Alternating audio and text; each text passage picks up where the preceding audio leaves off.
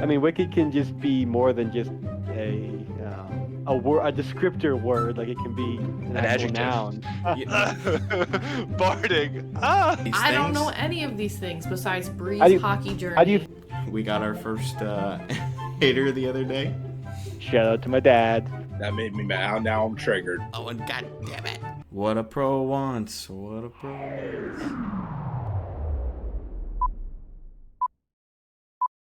Welcome to episode 84 of the Bread Loves Hockey podcast. Owen, thank you for joining us this evening. Thinking of a player that's number 84. Can't think of any 84s. 84 is a tough one. I'm doing wonderful. Other than not being able to think of any 84 number.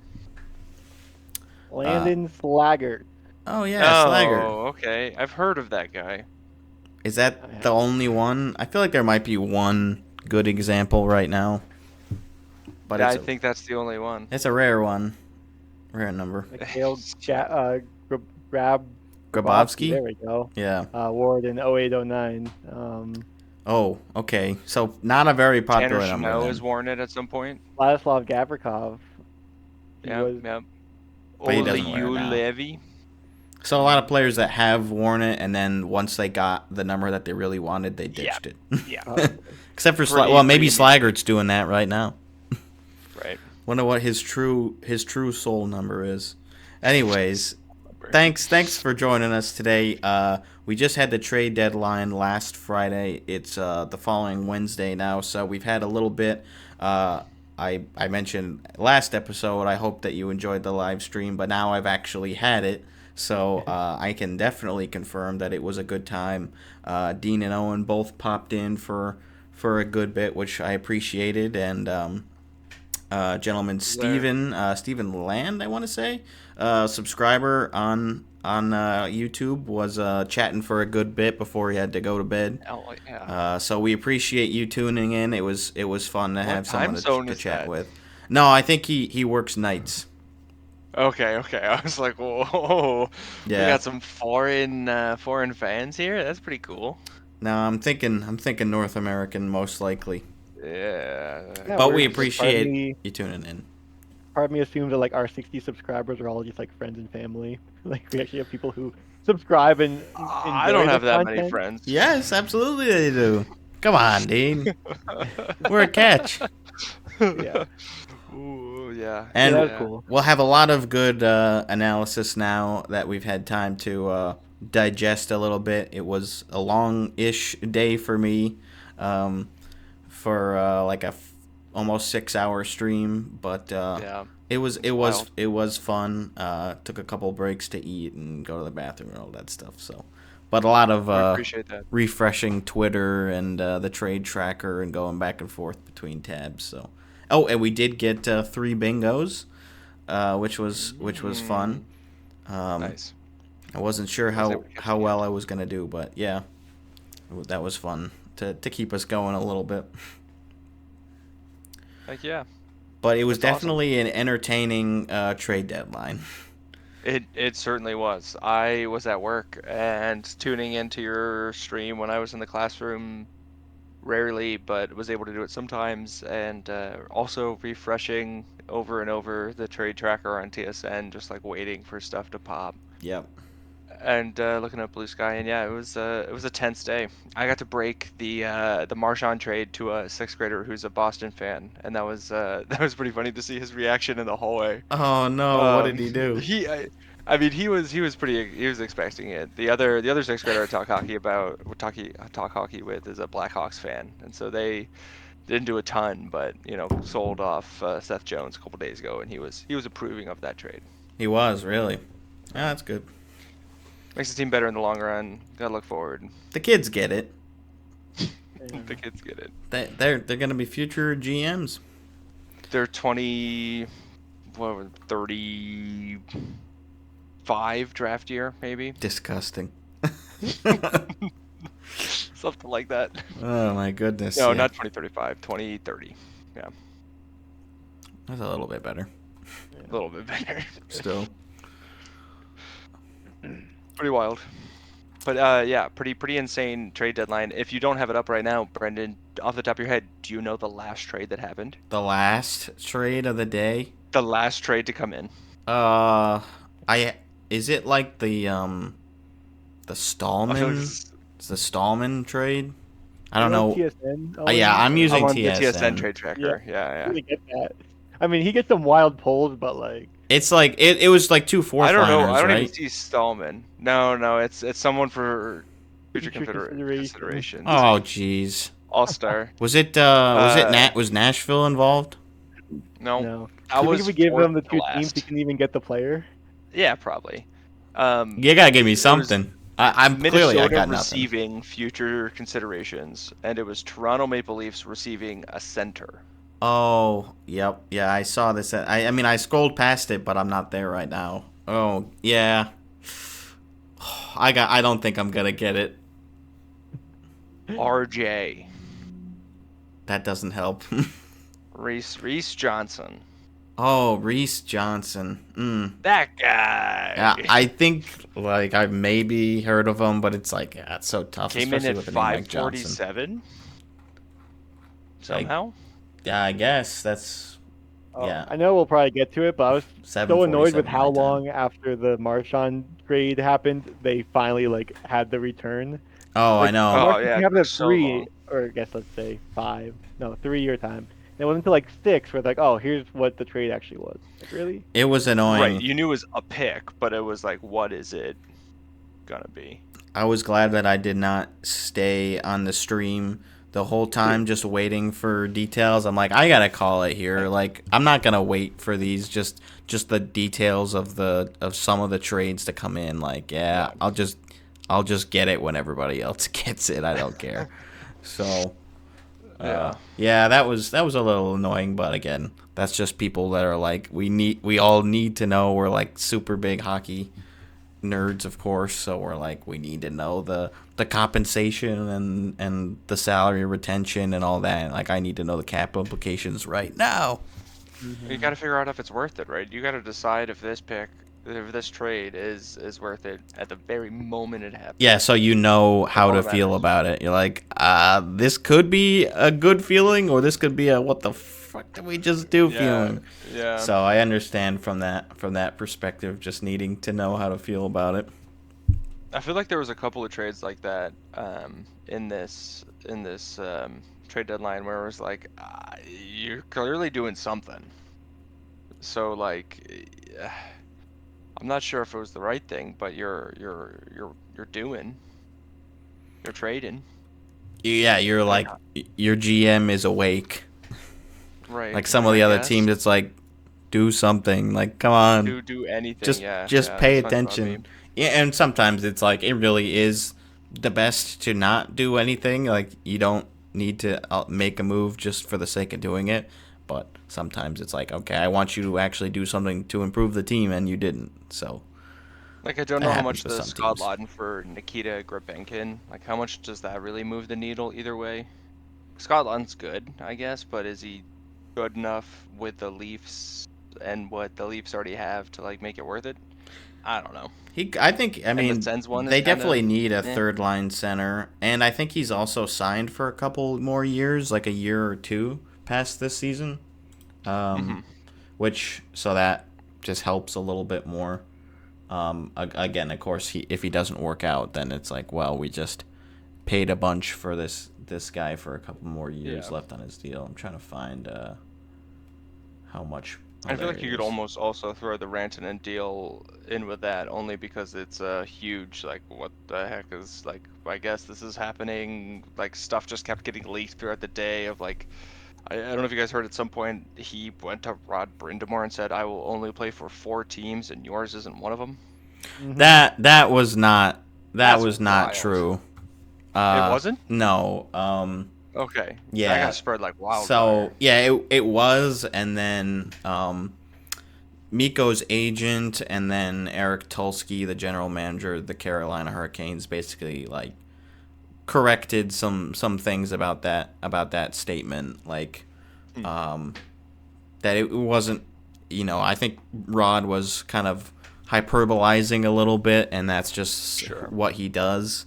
Basically, the timeline was before he got traded to Carolina, he was just focusing on contract talks, like extension talks with Colorado only. He had no other teams in mind at that point. I think Carolina was kind of inquiring and wanted to speak with Rantanen's camp about potential contract talk, and they did not allow it at the time. And then he gets, kind of blindsided by the trade, and he goes to Carolina. So he's like, okay, I'm here. I think it was like a week or so from the trade deadline is when his camp basically said, yeah, I'm not looking to sign an extension with you guys. And that's about the timeline with when they knew, that they need to trade him, basically.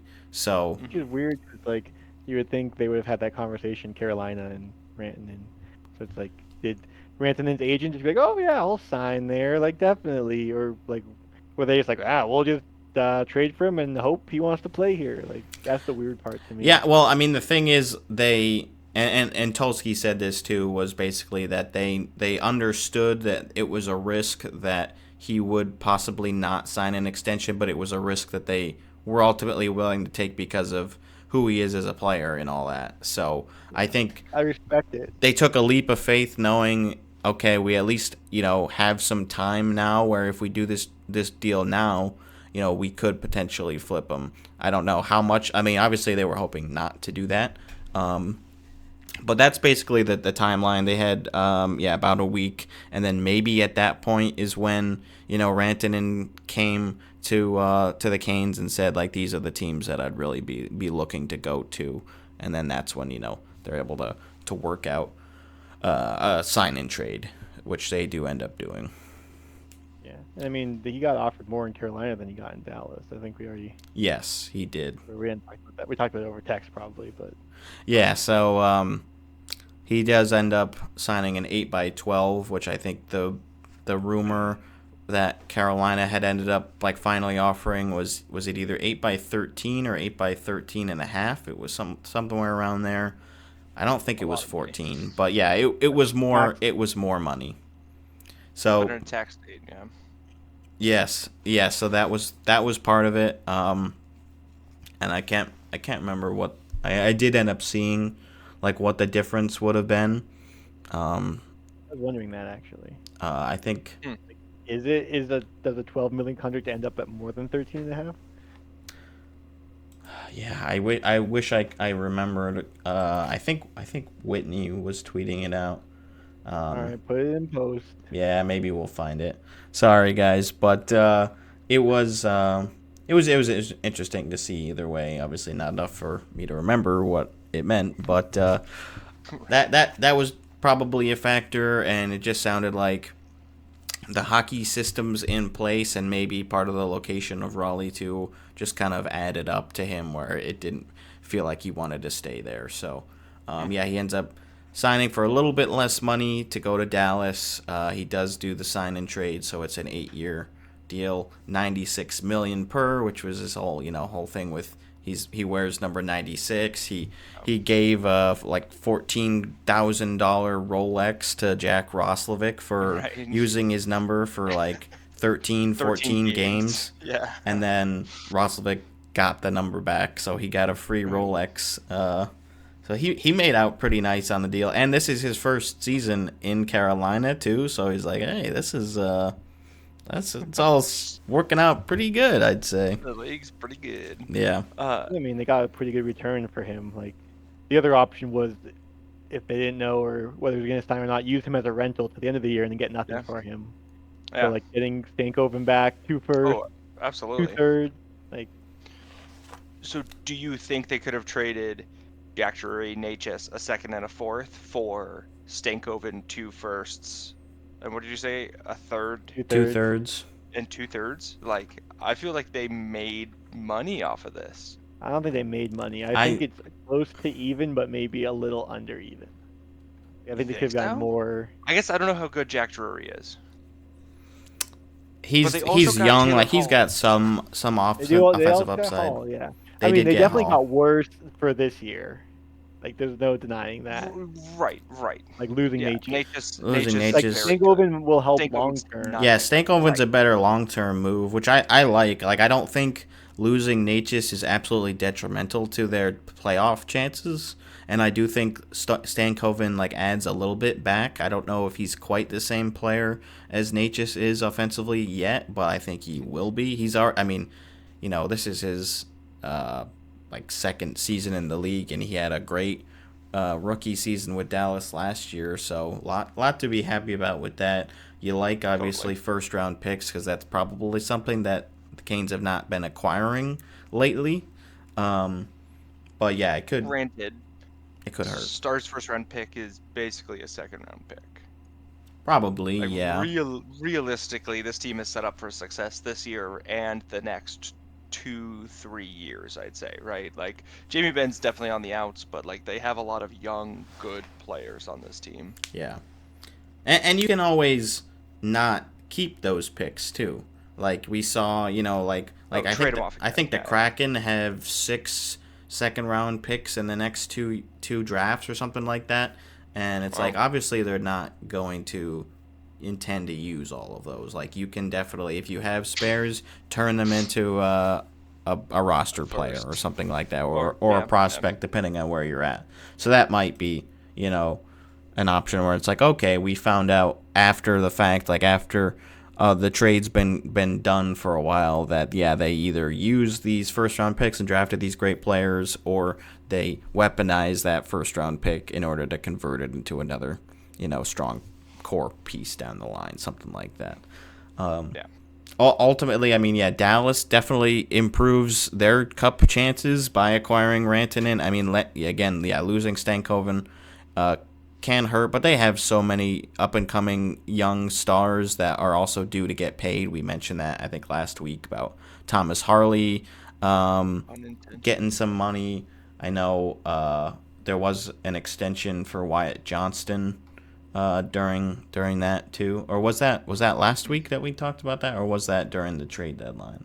I think that was during the trade. I think that was during the trade deadline. Yeah. So he does sign an extension with Dallas. I think it was 7 by 8.4. I think, which was pretty good. Pretty good value for the team. But yeah, there's gonna be like a lot of up and coming, like around $8 million players on Dallas. So it makes sense that like they couldn't keep him. Shane too, and want to re-sign him. But I mean, that shouldn't be like a big contract. That one's not gonna be as big, no. But there's a lot of factors. Yes, it was. Oh no, I'm sorry. It was a 5 by 8.4, not a 7 by 8. So that's an extension that'll kick in next year. But yeah, I mean, we'll have plenty of stuff to talk about as far as cap implications. But right now, I guess focus should be on playoff push as far as his team. So for Dallas, it definitely bolsters their chances. They also have a good amount of Finnish-born players on that roster, so always good to get those in bunches. Carolina has those, and a lot of the European-born players, Swedish players too. They tend to gravitate towards other Swedish players, and we saw the bromance between Zetterlund and Ekblad was broken up. He was pretty distraught. Ekblad was about the Zetterlund trade. Happy to have it's him tough. in Ottawa, but that is a challenging part of the. And I think that was we're bouncing around a little bit here. I think we will backtrack a bit so we fill you guys in on all the trades. But as far as the Zetterlund one, it was kind of the only trade that the Sharks made during the deadline where it was a bit of a head scratcher, in my opinion. Like, they didn't really need to trade Zetterlund, and I feel like I thought I saw something where somebody said that Greer wasn't even necessarily too keen on trading him, and it's like, I don't know. If Like, he's been pretty Why are you solid as doing far it? as the moves that he's made and the returns that he's gotten, but I think Yeah. this one was a bit of a miss. Obviously, Not all gonna be his. Owen is definitely happy with it. I'm sure you're happy with the value too. Yeah, it was not a whole lot being sent the other way. Like Zach Ostapchuk is gonna be, I think, a pretty good third, fourth line center. Noah Gregor is a proven fourth line winger right now, and And has been in San Jose yeah, before. and has been knows it. I know nothing about Tristan Robbins or and then like a second for a fourth. Yeah, so Sharks get 2025 second round pick, and Ottawa gets a fourth round pick this year. Move back 2 rounds to get the best player in the trade. Like I'll take that. Yeah, I think Zetterlund has some room to grow for sure. He's still pretty young, so I don't know. This one doesn't seem to be enough of an ad for 25, San yeah. Jose where it makes sense. Yeah, I thought he was like 24 or 25. He's 5'11", 220. They showed a video Oh, on TSN stout. of him deadlifting 300 kilos. Oh, that's a lot. Yeah. Like over 600 pounds. Yeah. This Like dude's what, wild. 6.6 or 660 rather? Yes, yeah, 660 pounds, I think. Whew. That's like more than 3 of me. At least I hope it is. I mean, yeah, it seems like he's a guy with a good shot, like strong, like we're talking about on the puck. Shoots at like 10, 11%, 12% even on the season. Last 2 seasons, averaged 20, north of 20-ish goals. So, I mean, hopefully with some ice time, get him on a team that doesn't suck ass and see what happens. He's played in a fourth line role his couple games so far, but hoping that he can find a little more room in the lineup as we head down the stretch here. Yeah, I would think he shouldn't stay on the fourth line for too much longer. I don't think that benefits the team or the player as far as like what he has to offer. What are you smiling about, Yeah. Dean? The Google Doc. Oh. Oh shoot! Yeah, dude, he's freaking jacked. Wow, he Fabian is Zetterlund huge. is ripped. Yeah, that's a stallion. That is a man right there. But yeah, I feel like the Sens do though have like a tough spot in like the roster stack up right now, in that obviously there's some people missing and there's some moving in and out, and there just isn't a lot of cracking the top 6 though, really, on the forward side, I feel like. And therefore, like, were you gonna put Perron on the fourth? I guess you could put Amadio on the fourth line. Like, Yeah, he can play throughout the lineup. I don't think he's like ideally a fourth liner, but I think he no, can he's been great too, certainly is play the there. thing. And I think I was listening to Travis Green talk about it the other day. It's been mostly a problem with just like the other lines have chemistry. And it's like, yeah, I don't want to break up these other lines that like I'm not going to put them on the second line instead of with Dylan Cousins and Drake Batherson, right? Like that's maybe not the spot, and move. I can't even think of who's on that wing. Giroux. No, he's on the first line. Whoever's on that wing. Gaudette down and out. Gaudette's earned his spot up top. Really? So it's.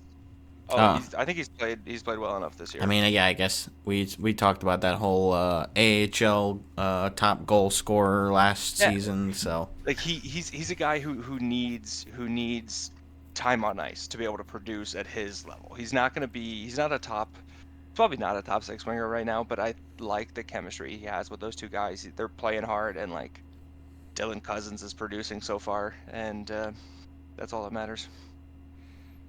Because that was the other trade that the Sens made. yeah, we'll well, yeah, I guess we'll just go over that one now. Why not? So, yeah, another big move, a major trade according to TSN's tracker. No surprise there. Dun-dun-dun. So, Ottawa receives Dylan Cousins, Dennis Gilbert, and a 2026 second-round pick in exchange for Jacob Bernard-Docker and Josh Norris. Definitely a big one, and not. This was like the big trade that is unexpected. It wasn't like the one that comes in right at the end, but it was definitely one where it's like, oh, okay. Both guys with major term left on their deals as far as the big name centers in the trade, and franchise pieces that have been there since they were drafted. So yeah, a big shakeup for both of these clubs. Yeah, very, very interesting swap. Like I mentioned earlier, kind of a scratch your head. Like, I think more for Buffalo than for Ottawa. Like, why are you doing this? Yeah. Yes, Like, definitely a why? little bit of that. Like, why? Like, To hurt Josh Norris's feelings. yeah, I get we're doing this to hurt his feelings and Brady Kachuk's feelings, I Like, guess. I feel so bad for Norris. Like, you've been with these same guys, like, well, Kachuk forever, like since Oh, juniors or since they were whatever. 15, yeah. And like your team is finally pushing for the playoffs. Like, oh, we're gonna trade you to this team that's like a perennial, like at best bubble team that will never make the In our playoffs. division. Yeah. In our division. It's like, you really thought you were going to make the playoffs finally this season? Well, But no. actually, it might be never. Yeah. That's a tough one one. line at it I saw was that we're trading an American for a Canadian, being the capital of Canada. Oh. Jeez, that's really petty if that was a major I factor to I it. don't think that is. I mean, so Cousins is a year younger. He's, I think, a little bit bigger, a little bit stronger. Better 5-on-5. That was one of the big things, is that we needed to get better 5-on-5, and Cousins is like, I don't know, some percentage better 5-on-5 than Josh Norris was. And that's playing in Buffalo. And that's playing in Buffalo, right? Like, if you can make the shit of Buffalo shine even a little bit, like, They'll think sell you off and win a cup somewhere else. right? And so their pundits have been saying, like, oh, well, don't expect like a Reinhardt and an Eichel or an O'Reilly, but like at Yeah. the same time, why not? Why not This us? guy was 7th overall pick. Like, he wasn't like a slouch that they like, has like sort of gotten smooth around the edges. Like, he's a good player. And he's scored twice in his first 3 games, 3 points in 3 games as well. He's looked good. His first 2 goals were basically, first one was a game winner. Second one was maybe also the game winner. When all is said and done, like, or maybe his was the second goal. I don't remember. It was either the second or the third goal that second game. Yeah. Yeah. But either way, definitely producing. Has been doing what he's supposed to. And 17 hits in his first 2 games. Like, Oh yeah, guys he out had there just running around. nine hits in the Senator. first game. He's a senator, right? Like, and that's part of the stuff. Like, he fits in. Like, he just fits in with the guys. It seems he already knows Drake Batherson from playing on Worlds with him, so they got them on the line together. And the fact that we get a second as well in this trade. Yeah, getting the second. It's like, wouldn't I guess you I don't be, know anything about Dennis Gilbert. Like, wouldn't you be giving except for up? they fought Brady. He's a very physical defenseman. Yeah, He's from Buffalo. Yeah, that was too bad. It was like, oh, the Buffalo kid gets traded out. That's a little too bad. I'm sounded not sure like he'll Buffalo crack the fans lineup had good this things year. to say. He's not going to be producing offensively or anything like that, but you'll probably like him physical. So, I mean, and you're not really 5 hits this year. He's just not out there that much. Yeah. You're But not 50 pims. That's wild. You're not concerned about losing Bernard Docker either. No, I mean, he had plenty of opportunities to show that he was ready to claim a more pivotal role in that defensive core, and he just did not step up. Tyler Clevin has made that step to being, I think, a very good third pairing or maybe second pair defenseman in the NHL, probably a third pair. And JBD just couldn't put it together to make that happen. So he's banished to Buffalo. Bye, buddy. So, Fun, I mean, yeah, overall, I think, I don't know if we've covered all the Senators' deals, but I think those are the big ones, and I think we can say that they did pretty well. Surprisingly. For right now, anyways. Yeah, hasn't always been the case, but overall And I don't think pretty solid. I didn't expect us to do too much. Like I expected us to do probably the Zetterlund deal. I think that is the one that isn't too surprising, right? But the other one was definitely a bit of a crazy 35 seconds sitting in my classroom. Like, what just No one else happened? knows what's going on, and I'm just sitting. Something. I can't burst out loud because I'm in public and I'm at work. Right, I'm at work right now. Yeah. Looking like But yeah, no, it was fun. Owen might be the only one that gets or has a chance at a hat trick tonight because there's 5 goals in the first period of the Detroit game. Oh. And he's the For one that said Detroit? over. Oh, 3-2. Nice. Wow. Oh yeah. I mean, yeah, the Norris scored. I think that might be his first one with Sabres. Hey, good We're gonna get to see job. Patrick Kane live. That's fun. Yeah. We will get to see Patrick Kane live. That is fun. We Yeah. might get to see Peter Mrazek live. And Larkin. Giddy We'll up. get to see Larkin. Ew, ew. That guy stinks. And Matthews. I Ugh. guess we'll see him too, which is Yeah, whatever. I've And already Brady. seen him. I've seen Brady too. Brady Kachuk. Oh my God, there he is. We just He'll saw be him right in there. Nashville. I And know. Olmark, we'll see him maybe. again. And hopefully Olmark this time.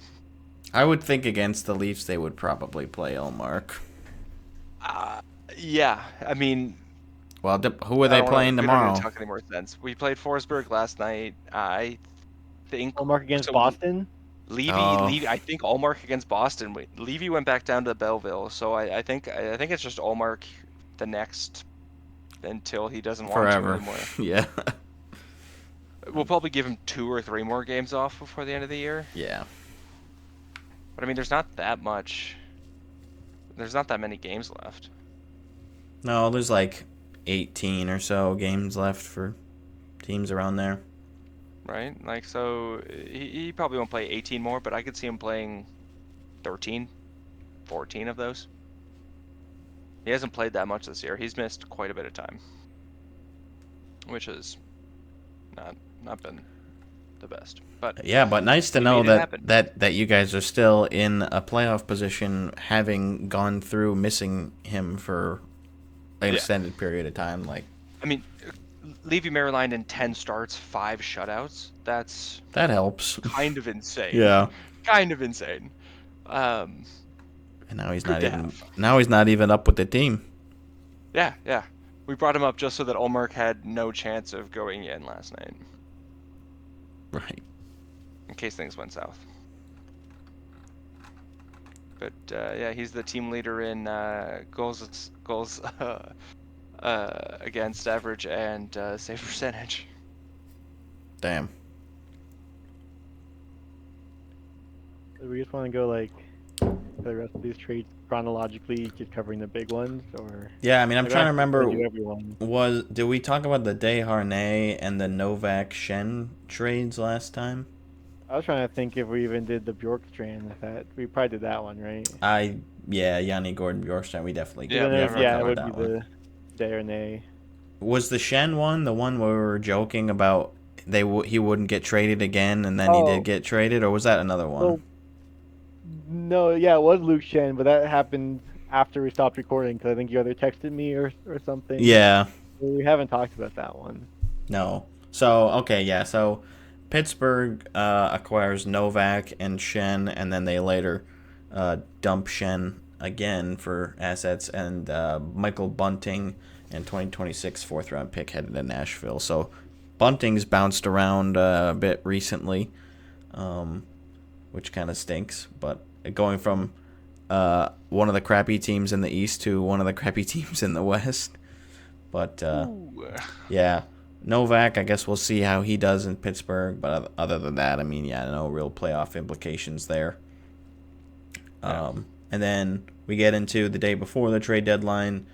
So Devils acquired Dumoulin in exchange for Herman Traff and 2026 second. And Herman? yes, Herman. Oh yeah.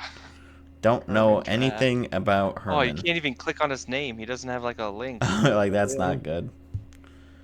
But, yeah, Ducks retain Nico 50%. Sturm does, I mean, that's though. decent. Nico Sturm does have a link.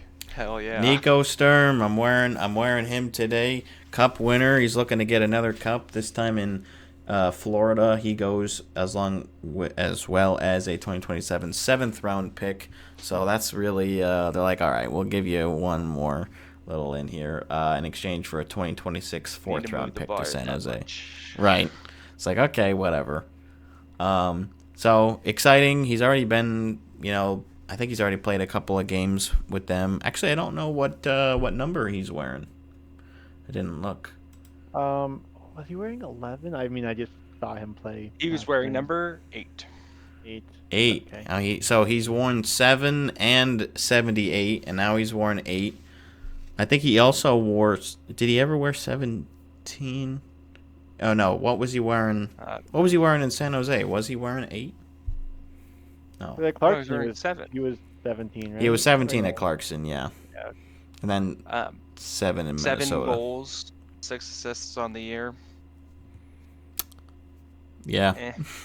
I mean, he was playing fourth line minutes in San 49 Jose. games played. He But hasn't even played every apparently game. playoff teams want him. They've wanted him Apparently. a couple times now, so Yeah. good for It him. worked out for one of those playoff teams, like you said. Right. Yeah, so we'll see what happens there. And then the only Vegas trade of the trade deadline, Vegas brings back Riley Smith in exchange for Brendan Brisson Woo-hoo. and 2025 third-round pick. So, yeah, it was kind of confused. Like, at first, Gifford and I were a little bit unsure about it because we're like, really? Like, I don't understand this that much. But, I mean, Brisson, I think we were both a little stuck in that he was one of our first-round picks. He was pretty decent prospect for a while, and he's had some opportunities to like play up with Vegas, but he's never been able to stay with the team for too long. So I guess Vegas just felt at this point that he wasn't going to be able to carve out a role for himself here, and so they'd rather acquire someone that'll fit in more. Obviously was on the Cup team. I think he had the Cup winning goal in Game 5 for Vegas, and so he was obviously happy to be back. I think I'm pretty happy with it now. We'll see how he does when William Karlsson rejoins the lineup too, because he's been out for a little bit, and they had a lot of chemistry for a long time, of course. So yeah, that's really what I'm waiting for. You already mentioned the retained salary. I did not. 50% salary retention by the Rangers, which Part of the reason they didn't keep him was the money, I assume. So now they're like, half price, I'll take him. Sure. Yeah. I mean, he's a lot more palatable at that payment for sure. How many years are left on his contract? I think he's a UFA. Okay, that makes sense. Pending UFA, that is. Well, because otherwise 50% would be a lot for more than 1 year. Yeah, so More than a few months. so 1.875 for this season. So, and then yeah, he'll be a UFA next year. Mm-hmm. So we'll see if we end up keeping him after this playoff run or what. But excited to have him. Keep him out again, probably. Yeah, and Brisson was wearing number 19, so Smith got his number back. He's beastie. It's like, oh wow, that worked out with a nice little bow on top. No Rolex required. Only 2 players to wear number 19 in Vegas. So it's like, yeah, I think Smith was the more deserving player. You think that's why they chose to ship out Brisson? Definitely. All right, you got his number. McCrimmon definitely made like a little joke about it, but I don't think that was a primary focus. Gotta get him out of here. He's in Riley Smith's jersey. I don't know how to get him to leave. What are we gonna do? We were only gonna give him the 3rd round pick, but I guess we have no Ship choice. him out. Yeah.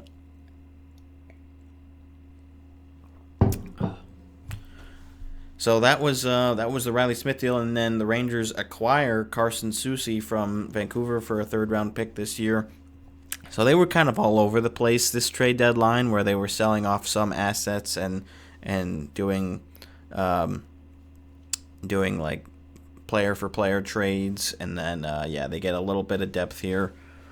I think it's fine. It's like he doesn't move the needle a whole lot, but Vancouver wasn't, I guess, gonna keep him, so there you go. Yeah, I think both teams that are in weird spots this year, like, should be making the playoffs and might make the playoffs, but also might not make the playoffs. They're both in limbo for sure. I think the Rangers have a better shot than Vancouver, although the West is a little more open. But I think the Rangers are a better constructed team, and like just the Rangers or the Canucks have not been playing at a standard where it feels like they're gonna make it.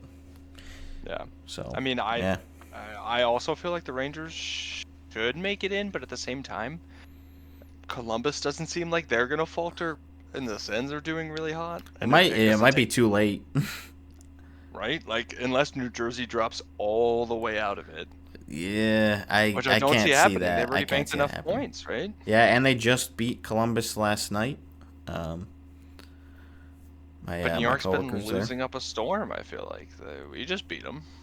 They were on a 4-game skid, I think. Or maybe there was the Red Wings when we beat them. Yeah, the Red Wings were. So, and again, we'll get more into the playoff implications later. But then Dean's team gets involved in a little bit of a trade. Yay, Bruins. Figured you want to go through all the Bruins stuff? Yeah, actually, so this, I believe the trade tracker has this. Red Wings, Dean's team. Oh, no, never mind. They are correct. So, Bruins acquire Marat Hutsnadinov and a 2026 sixth-round pick for Justin Brazeau. Yeah, and he's actually Husnadinov's already been playing, and like he looks good for at least trading Brazeau for. He's a quick guy. I mean, we're undefeated with him in the lineup. So, 2-0, baby. 2-0. We did not expect this. Yeah, I mean, this is one of the smaller trades, obviously. Yeah. But like, I think it's a good return for Brazeau.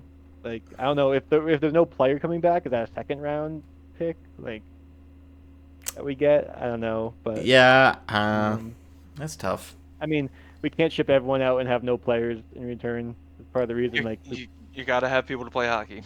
Yeah, people to play hockey. Butts and seats. And then we traded Coyle to the Avs and a 5th-round pick in 2026, and got Casey Middlestat, William Zellers, and a 2025 second-rounder. You were pretty happy with this trade at the time. I was. So I mean, Coyle. Yeah, we talked about it on the stream, but like Coyle hasn't had a good year. I mean, he's still he's like a really good third-line center. So it'll definitely help the Avs for a cup run. But like long term, I think we've got a younger center who like has the potential to be like at Coyle's level. I think. I mean, Coyle's had like different style game. I think I don't know a lot about Middlestat, but like Coyle, very possession-heavy, driven, like drive to the net type.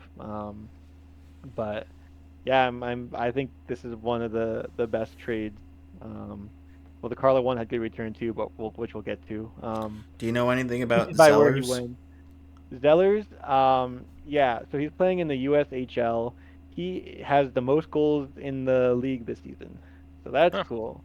In Not bad. 52 games, he's only played 42 games and has 38 goals. Okay. And 60 points. The leading point getter has 62 points in 52 games. So like points per game, also Zeller. Wow. So like exciting prospect, but then there's also the scouts who are like, yeah, like he's nothing. But it's like, how can you be one of the best players in the USHL and like not be anything? It's like, yeah, I'm you just gonna keep being positive and be like, oh, he's like the next Pasternak. Right. But I feel like some of those skills don't translate, right? Yeah. Also, like the USHL this game will not work in. Is one of the hardest leagues to score in. Like it's like a bunch of 18, 19-year-olds, but also like just older dudes that are like they teach like defense first. I think it's up to 20-year-olds maybe. But it's like different than other leagues. So I feel like being able to score that much should be a good sign. But again, I don't know. I'm just gonna be excited about it. Yeah. And we'll see what happens. That seems like That's the what way you to can be. do. Next on the list, we have the Brad Marchand trade. Um, Whew. it's a big one. Yeah. And I've had time to like, I don't know, I guess think about it. So he goes Ruminate. to Florida for a conditional 2027 second round pick, which becomes a first if Florida wins 2 rounds in the playoffs and Marchand plays in half of those games. Um, so there were also talks about like what he was offered to stay in Boston and things like that. Originally, I think I talked to you about it that he was offered like 2 years at three per, which isn't true. That was like one of the many rumors floating around on trade deadline day. Yeah. But Biz reported, which I think Friedman backed up. The Bruins offered his current cap hit of 6.125, and Marchand's camp was asking for 7.5. So like with that in mind, I'm like he's turning 37 in a couple months. I'm Hmm. like, especially if I think he wanted longer term, like maybe even like 4 years. It's like you're Oh, not 4? Crosby. I don't I know. hadn't The heard Like, years 4, but wasn't like 21? as solidified, but like what people are saying. But the money seems to be true. So like they would meet somewhere in the middle. But I'm like, I don't know. I don't think if I was Don Sweeney, I wouldn't pay him 7 million for even 2 years. Like yeah. Yeah. It's he had 3 surgeries in the off season. He's injured right now. It's like, Yeah. I If he mean, wants to come back for 4 million for 2 years, probably do it. yeah, and it's like the fact that Sweeney even offered his current cap for some unknown amount of years. I'm like, that's still like a lot. Yeah. Um, Unless that's a 1 year deal. I feel like that'd be a decent bridge. Just like, yeah, 'cause I hey, think stick around Marshawn for one more wanted turn. term, but Yeah. um, yeah, so He's that was been obviously okay. part of Give it it. And up. then it sounded like they tried to do right by Marshawn. Like Marshawn said where he wanted to go, and like, okay, so that's part of the reason the return might have not been as good, but also the injury was worse than what we initially thought. Like I thought it was just a concussion, like a week or two, but something like 4 to 6 weeks. So from Florida's side, you're trading for him, and he might not even play. Like you're hoping he plays in the playoffs, but like there's a chance he doesn't. So you're giving up potentially a second round pick for nothing. So I For nothing, understand, yeah. and it also makes the like condition make more sense. For it's like, well, if he plays in half our games in the playoffs, um, And you win 2 2 rounds. wins, 2 yeah, rounds, yeah. yeah. Which, I Which also mean, is kind of sucks plausible. because now it means I Oh, like kind absolutely. of need to root for Florida to get the Yeah. first round pick. Yeah. Also, I mean, I'd love to see Marshawn Root for win another Marchand, cup. yeah. But like once I get the first round pick, it's like, am I still gonna root for Florida? I don't know. Yeah, it depends who's Then you on the start other rooting for side. Ottawa. Yeah, yeah, it depend. Yeah, it does depend on who Yeah, you they're guys could playing. be. Yeah, Really. you guys could be on opposite sides of the We bracket. get wild card 1, they get First in. Well, no, you'd have to be wild card 2 because they're not gonna pass Washington. Washington. Yeah. So we So need to be wild card 2 and they take first in the Atlantic. yeah, so you'd have to play Washington. You'd have to be in the Metro Gauntlet. Play Mhm. Washington and then probably play Carolina or New Jersey. But again, we're getting No ahead of thanks. ourselves. Yeah, and So it was sad seeing the Marshawn press conference. yeah, I've watched a couple of them. Like he had one where he was like talking for like 30 minutes. I'm like, oh my goodness. But yeah, a Well, lot of buddy. sadness. He was catching himself when he said like, yeah, well, we got knocked out, and he's like, I mean, the Bruins Yeah, got knocked when you've out been on by the same team Florida. for a decade and a half. It's like, oh, that's so sad to hear him do. People have also been sending me like the AI like meme ones of him just like dunking on Boston or Oh yeah, whatever, like yeah. the fake I hate conferences. Dunkin' Donuts. I I never told want to go back again. I told Sweeney to, suck my nuts and yeah, Yeah, like just like yeah. make They're up like, well, they random kept stuff. I tweeting don't us, know. and I'm just like, yeah, I'm just gonna join them. Um, and then the other thing, I don't know if you know that like Marshawn is very picky about his gloves, where he takes like 2 years to break in a pair. So Oh, like for the Four Nations, he just had the cuffs switched out from like yellow to red, and then for like outdoor game, he had them painted gold. So Oh, like, we're on Marshawn Glove watch to see what he does for Weird. Florida. probably wouldn't Um, want to keep them gold. yeah, Well, they've got some gold in their logo a Yeah. little bit. that's true. And then we had another trade where we traded our player to another terrible team. Brandon Carlo goes off to Toronto. Um, I mean, it's a really good trade for Toronto, like defensive depth. One of the best defensive defensemen. Uh, And he's still got in the term league. too. Yeah. Bruins retain 15% of the salary, and we get Fraser Minton, which he's probably their second best prospect. Probably, yeah. I forget. I'm trying to think of the other Besides guy. Cowan. Yeah. Easton, Um, like the stick. Yeah, so I'm exactly. excited to see him. We get a conditional first round pick in 2026 and a 2025 fourth round pick. I mean, I think that's a decent return. Yeah. Take the pick. We'll take the young center. I mean, now we have two young centers, so still don't have a top like a 1C, but those you probably aren't going to get at a trade deadline. Not if you're selling. Not if you're selling, especially. But even if you're buying, you don't normally they don't grow on trees. No. Apparently, you could have gotten Dylan Cousins for the right price. Mm. I don't think Carlo for Cousins would be enough. Yeah, I don't think either of those teams want to do that. Interesting the amount of inter-Atlantic trades that happened. Yeah. Yeah. They seem to be And happening then we more also had a frequently. trade with Buffalo where they're like, what is Buffalo doing? Where they give us Henry Yokiaru for a 2026 fourth. That was just because Carlo's gone. We need a defender. Yeah, I don't really. I mean, okay, whatever. Like, And again, McAvoy and Lindholm are out for probably the year, so it's like we need bodies. yeah, Lori, Waterspoon, like we're running out. need a- Those are our last need two hockey. serviceable defensemen. Like, Yeah. who's And left? then we had basically Peak? an AHL trade. Mark McLaughlin, who's played a couple games. He's a local boy. Traded to the Devils for Daniil? Daniil Mithule. I don't know. Never heard of him. Yeah. He doesn't have a He's good hyperlink, at the so names. Yeah. that's I guess could be something in the future. Probably won't be, but hey, you never know. You look back, it's like wow. Out of all the moves that they made that day, that was the one that suddenly had the biggest impact. Probably They not, got but Daniil. Oh my god. Could happen. I'm obviously used to the Bruins being buyers at the deadline, which is definitely easier to grade. But Right. like right. as far as selling goes, Impacts it's are more more just like immediate. an optimism thing where like I'd give him like a B, like just for picking a lane for once instead of kind of like there's been times at the deadline we don't do anything, like we're not buyers, we're not sellers, we like leave cap space, like what are we doing? But here it's like all right, we're selling, like Charlie Coyle, local boy gone, captain gone, like getting returns. Long Like, time defenseman gone. Yeah. yeah. I was like, I've been saying it for weeks now. I'm like, just sell at the deadline. Like, we're not making the playoffs. Well, maybe now we're gonna squeak in. We're going undefeated. But Yeah. No. This won't last. I sent you guys the lineup from last night. Yeah. This won't last through Kane. tomorrow.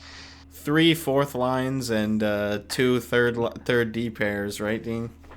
Yeah, pretty much. But yeah, I mean, it's exciting to now just watch. It's like seems like there's kind of a weight off the players' shoulders. Like they're not. Like They're we're the ones playing- left. playing the We're still play. here. Get Play to for a watch job next some year. Young guys actually call up some young guys to play now, and like I've seen that for years in Ottawa. The post-deadline, like, glory that is, like, players realizing they're not about to have Well, to move and Yeah. like, the lose sense their is job. that or like whatever. every year where they're out of the playoffs, like all right, now we're gonna win 10 games in a row. Right. Give you That's optimism nice. for next year. and Buffalo. Right. And then it just So I mean, we'll see like what happens next year, what they do in the off season. But obviously, we're getting ahead of ourselves. But like, are we trying to be competitive again in 2 years, 3 years? Like, what's the long term plan? Right. Honestly, I could see like a 3-year turnaround. Like they just seem like a franchise and still have enough decent players where they could retool if they're smart, but also And how the young guys Couldn't look. Like, happen. they haven't really played. We don't know how good They are. I mean, we don't have any prospects because we never do, but like maybe Right. like But no you one also thought don't have Patra like would a be good, and he was pretty good. 24-year-old that's like leading your team, right? Who's like you need to build around now, or else he's going to be out of his window in 5 years, right? I mean, Like, that's Pasta. He's not 24, but like that's our window now is Pasta, McAvoy, Swayman. Those are our pillars. Right. but I don't think the window right now is open. No, but hopefully before like It won't before close Pasta by the gets to time like you're ready. mid-30s, Yeah. Yeah, fair. like he's 28, so that's 5 years. He's 33. Like A up 3-year in 5 years, turnaround. He's add to the 31. lore. I mean, that's fair. He'll be the old man in the back of the room, but you got to have a couple of those. Swayman's still young. Yeah. He's what, 25, 24? So, yeah. Yeah, he's young. So, who's the longest tenured player on the Bruins right now, Ooh. Dean? Do you know that? Mark That's a Cast. great question. No, definitely not Mark I mean, Kessler. it's gotta be Pasta. It's I'm- probably Pasta. I'm thinking it. I mean, I'm I'm like trying trying to to think think of after anybody else, and nobody's coming to mind. Like, it's gotta be Pasta by a good amount, honestly. Yeah. Or like McAvoy would be when did next? McAvoy get drafted? Yeah, that's the only other one.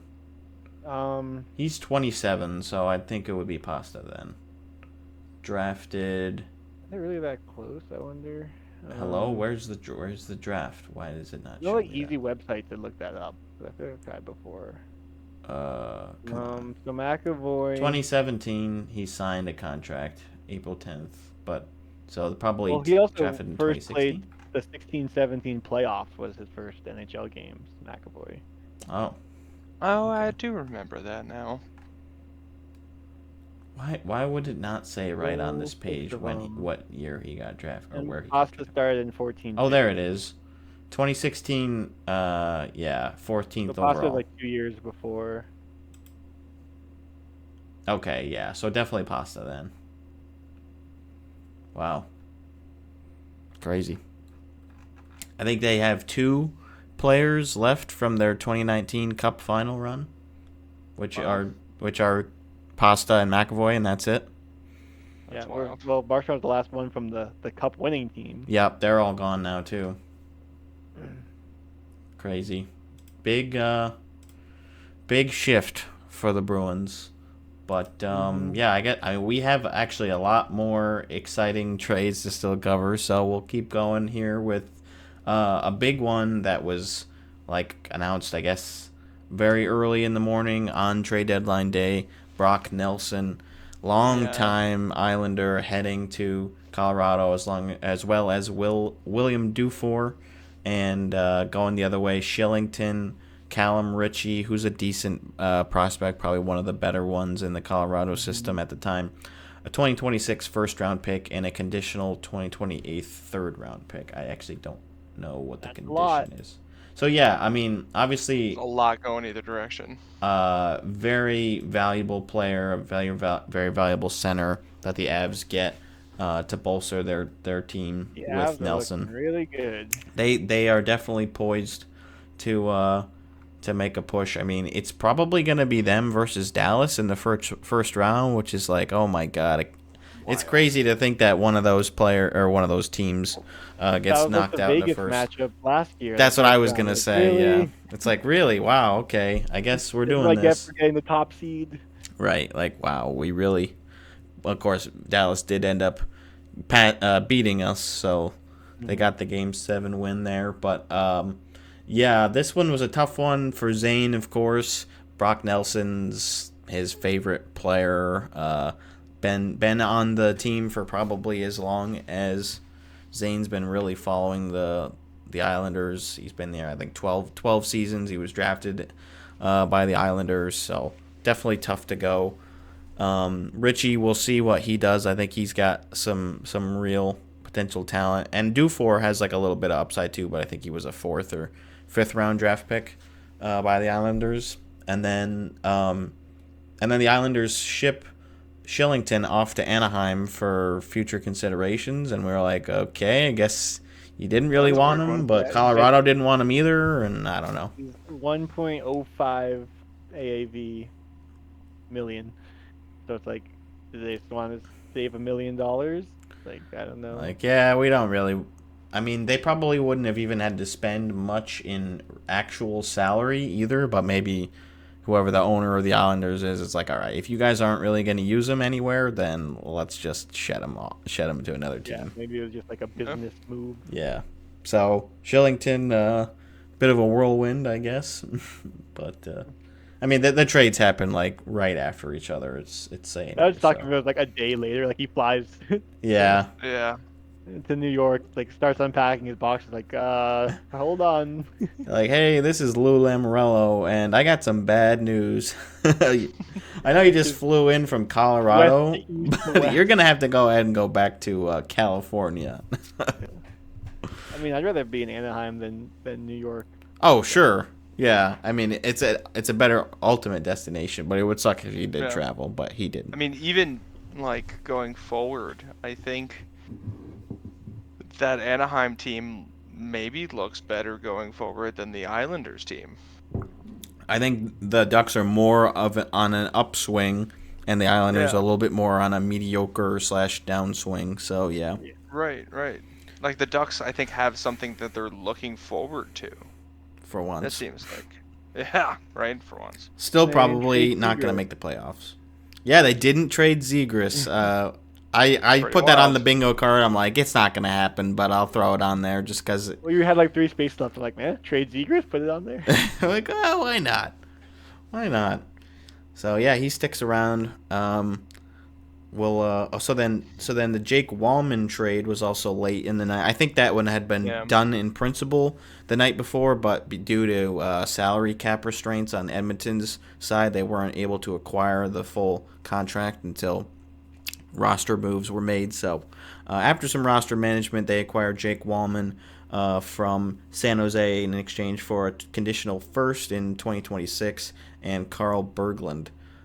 So San Jose does pretty well here, considering what Detroit paid to ship him out a couple seasons ago, and then the value that they turned him into. I think that was pretty. Like I don't remember exactly what it was.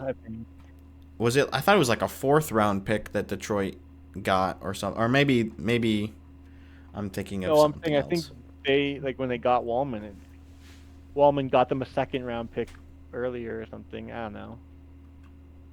See, when did I Google trade tree? Well, it got. I mean, yeah, the Sharks got a 1st round pick for Wallman. Are you talking Right, about for Detroit or for San Jose? I thought when the Sharks took him or something, he also got. Yeah, I think they like Detroit gave away assets in order to take his contract. Yeah, I think that's what it Detroit was. Gave them a 2nd round pick and Wallman, and then they traded Wallman for a 1st. Yeah, so Wallman basically got him 2 good draft picks. Big Money Mike at it again. We'll ignore the Zetterlund trade, but yeah, I think that's a pretty good value, and obviously good for the Oilers. We're always talking about the Oilers and the Leafs when it comes to like I don't know about their depth, especially on defense sometimes, but yeah, I think he is definitely a solid young offensively minded defenseman. So that's a nice little pickup. Too bad for me as a Vegas fan, but whatever. That was their only move. I think the Oilers didn't do anything for the rest of the trade deadline, so they probably didn't have a ton of cap space to work with, but they were able to get that done. Yeah. I guess you got to commend them in doing what they could with the space and the time and, what they're given. Do something. Don't just sit there. Especially since, I mean, they made it to Game 7 last year, the finals, with basically the same team. So, Ideally, you're hoping you don't need a ton of shiny new pieces in order to get over that hump. Sometimes they help, but, yeah, they, again, not a ton of room to work with, but they'd probably have to trade out a more significant player than Berglund. So that one was early in the morning, and then 10 o'clock or so, that's when we first start getting the other deals for the day. So Beauvillier heads to Washington for a 2nd round pick in this year's draft. Caps weren't really too active either, but They add a little bit of depth there with Bo. He's a bit older, so I don't think he's going to provide a ton. But again, just bumps down one of your third liners into maybe a solid fourth line role. So yeah, that's fine. Let's see. Kuzmenko goes to Philly for a 2027 third round pick, and Kings get a 7th. Again, pretty minor. I don't think the Kings did a whole lot either. And I guess Kuzmenko was kind of acting as Michkov's translator a little bit, so they lose that in the deal. And Tortorella had some comments about it. He was pretty complimentary of Kuzmenko, but he's like, it just he did what he was asked, but I guess management didn't feel that there was a long-term role for him or whatever, and just didn't pan out. But he was a good player for them, so Kings get him. I don't think he's been super effective so far since the trade, but again, we've only played like a couple of games since then. Right. We talked about the Cousins trade. So then, and the Shen deal. So the Jets acquire Shen, and Pittsburgh gets a 2nd and a 4th.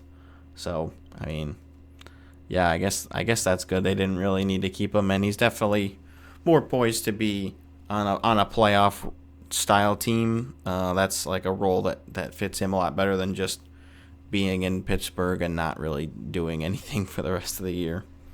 Yeah. So a little bit of depth for Winnipeg.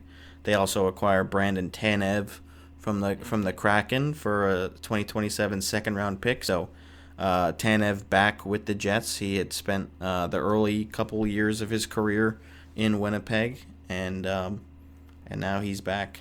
So that's a good pickup. I think that's good value for Seattle too. A second round pick is pretty decent for him. Another one of the original Kraken members. I know that one for sure. I got what was it, Bjorkstrand wrong last week, but yeah, because he came over from Columbus. Yeah. Wasn't Tanev the one that like his picture he looked just shocked? He always has his eyes real big. Yeah. So he just got a new updated mug shot. Basically, that's what it is for him. Headshot, and yeah, he had his signature eyes bulging, hair going all crazy look going on. So he's a fun player. Unfortunate personality for Seattle to lose, but definitely are in sell mode, so it makes sense. Yeah. Seems like for a bit there they might claw up and make the playoffs, but at this point it is not seeming likely.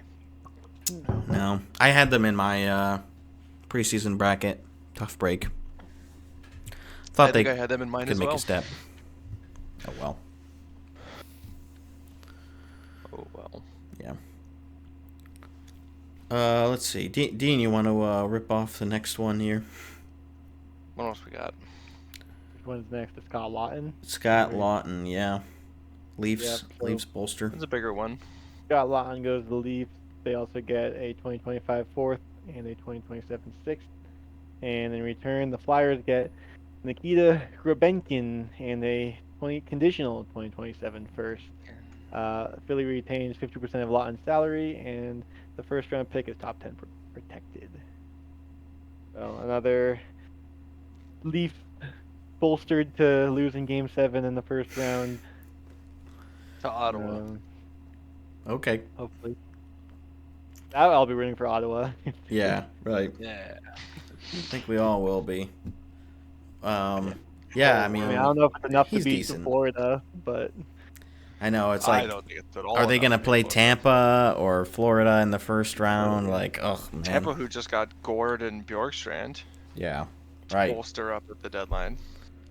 And then Grabenkin going the other way. I think he's like another one of their decently touted prospects, but not like they're one of their top few. But I think he's still pretty good. And then always good to acquire a first round pick. So yeah, we'll see how he pans out. He also has a little term. We'll say again, Dean. Look, that Toronto gave up a lot of them.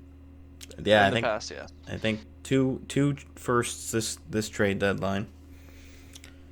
They have Oh, this only shows the next 3 years, but they don't have a first round pick in the next 3 years. Just like I think Florida is in a Win similar now boat. mode. Yeah, that's what you got to do, and especially in that Yeah, I market. don't know. Yeah. I don't know how to read this thing on cap wages because it's like 2 rows under round 1 and then 2 under. Maybe they do have a 2027. I don't know. I don't think they do. No, because that's the one they traded for Lawton, right? Yeah. Yeah, they don't have it. They don't Maybe- have any first round picks in the next 3 years. So They what is have the 2 thing seconds. under? Okay. Oh, so that is under second. Yeah, that's the second rounder. Anywho, there you go. That's an update on the Leafs draft situation for the first couple rounds. Luke Cunnin heads to Columbus. That was their only deal of the day in exchange for a 2025 fourth round pick. Yeah, that's fine. Sounded like Waddell had watched him play a little bit earlier on in his career, so he liked him. I think he said in Oshawa, maybe, or no, somewhere else. I can't remember where. But anyways, I saw a little bit behind the scenes on that deal. It's always fun to see some of the teams put out, war room videos from how the trades went down, and we saw a couple of those posted by the NHL too about the actual calls going in for some of the trades. I know the Coyle trade was one of them where they had the cameras in there for that, so that was fun to see too. We covered that one, and then so we mentioned earlier Mrazek, actually might not have on the actual episode, but Mrazek going back to Detroit as well as Craig Smith for Joe Veleno. Veleno, fourth line guy. Craig Smith, probably a third or fourth liner. And then Mrazek definitely didn't have much of a role in Chicago. I think we talked about that a little bit. It seemed like Lyon and Talbot was going to be the tandem going forward. So, or excuse me, that's for Detroit. For Chicago, Knight and Soderblom. Yeah. So, yep. Get a little value there. Get another body back in Veleno. No draft capital, but I guess they see something in Veleno that they want for a future potential piece. So there you go. Let's see. I just wanted to see how many more we got left. We don't have too many more as far as big trades left, but Cody Glass going to New Jersey as well as Jonathan Gruden. And actually, Glass has already looked pretty good. You've just been going through every single one, but yeah, I guess we don't have to. That one's really. I mean, again, that one's not really too impactful. This is a big one, Dean. This is Cody Glass and Jonathan Gruden. The big one is Max Graham. The big one is Shea Weber going to Utah, Yes. or going. Wait, isn't it supposed to be going to Chicago? To Utah. To Utah. For some reason, I thought I thought they had the contract and they were trading it to Chicago. Oh, I think they did at some point. Because I thought Vegas traded the Weber contract to Arizona. Then Arizona probably gave it to Chicago. But then they got it back. Weber was the first Utah Hall of Famer. Were you making those jokes or whatever? Yeah, like I think that's incorrect on the trade. I think they got it. Yeah, no, but it's not. But no, they didn't get it back. It is backwards on TSN because it is. Oh, is it really? Those 3 players going to Chicago. Yeah. So Weber's contract, Victor Soderstrom, and Aku Ratu going to Chicago, exchange for a 5th round pick in 2026. So, anyways, there you go. I was more making a joke about that one because it's really not much of a deal. But it's backwards. Let's see. Come on, TSN. I mean that's pretty much it for the big ones. Brandstrom Eric goes. Johnson to the Avs, the reunion. Yeah, Eric Johnson, excuse me. That was a fun one. It didn't seem like a trade that Briere really needed to make, but he kind of just did for Johnson. Vibe. Yeah, definitely a vibes trade. They get Giovanni Smith back, which I think Tortorella will like his game.